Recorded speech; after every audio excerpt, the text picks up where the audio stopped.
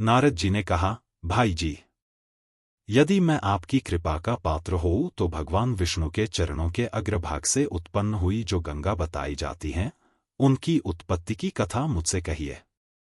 श्री संत जी बोले, निष्पाप नारद जी, मैं गंगा की उत्पत्ति बताता हूं, सुनिए।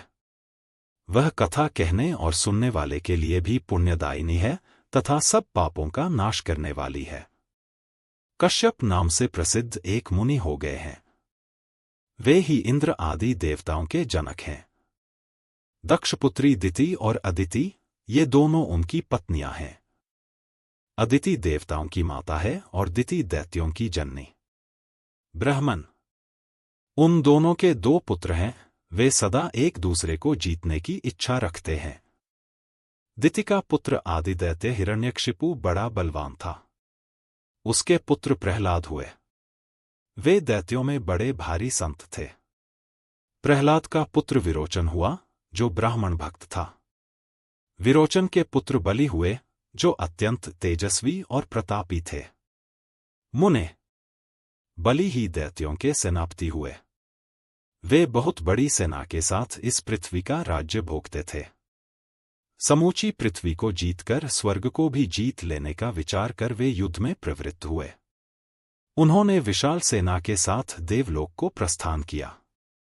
देवशत्रु बलि ने स्वर्गलोक में पहुंचकर सिंह के समान पराक्रमी दैत्यों द्वारा इंद्र की राजधानी को घेर लिया। तब इंद्र आदि देवता भी युद्ध के लिए नगर से बाहर निकले। तदंतर देवताओं और दैत्यों में घोर युद्ध छिड़ गया। दैत्यों ने देवताओं की सेना पर बाणों की झड़ी लगा दी। इसी प्रकार देवता भी दैत्य सेना पर बाण वर्षा करने लगे। तदंतर दैत्यगण भी देवताओं पर नाना प्रकार के अस्त्र शस्त्रों द्वारा घातक प्रहार करने लगे।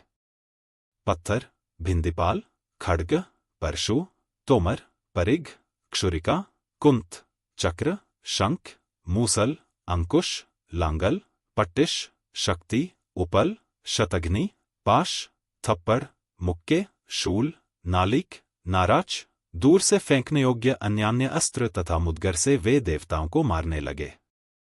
रथ, अश्व, गज और पैदल सेनाओं से खचाखच भरा हुआ वह युद्ध निरंतर बढ़ने लगा। देवताओं ने भी दैत्यों पर अनेक प्रकार के अस्त्र चलाए।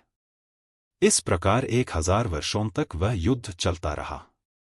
अंत में दैत्यों का बल बढ़ जाने के कारण देवता परास्त हो गए और सबके सब भयभीत हो स्वर्गलोक छोड़कर भाग गए। वे मनुष्यों के रूप में छिपकर पृथ्वी पर विचरने लगे। विरोचन कुमार बलि भगवान नारायण की शरण ले अव्याहत ऐश्वर्य, बढ़ी हुई लक्ष्मी और महान बल से संपन्न हो त्रिभुवन का राज्य भोगने लगे। उन्होंने भगवान विष्णु की प्रीति के लिए तत्पर होकर अनेक अश्वमेध यज्ञ किए। बलि स्वर्ग में रहकर इंद्र और दिक्पाल दोनों पदों का उपभोग करते थे।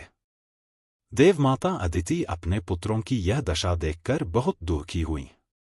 उन्होंने यह सोचकर कि अब मेरा यहाँ रहना व्यर्थ है, हिमालय को प्रस्थान किया। वहां इंद्र का ऐश्वर्य तथा दैत्यों की पराजय चाहती हुई वे भगवान विष्णु के ध्यान में तत्पर हो अत्यंत कठोर तपस्या करने लगीं। कुछ काल तक वे निरंतर बैठी ही रहीं। उसके बाद दीर्घकाल तक दोनों पैरों से खड़ी रहीं। तदंतर बहुत समय तक एक पैर से और फिर उस एक पैर की अंगुलियों के ही बल पर खड़ी रहीं। कुछ काल तक तो वे फलाहार करती रहीं, फिर सूखे पत्ते खाकर रहने लगीं। उसके बाद बहुत दिनों तक जल पीकर रहीं, फिर वायु के आहार पर रहने लगीं और अंत में उन्होंने सर्वथा आहार त्याग दिया।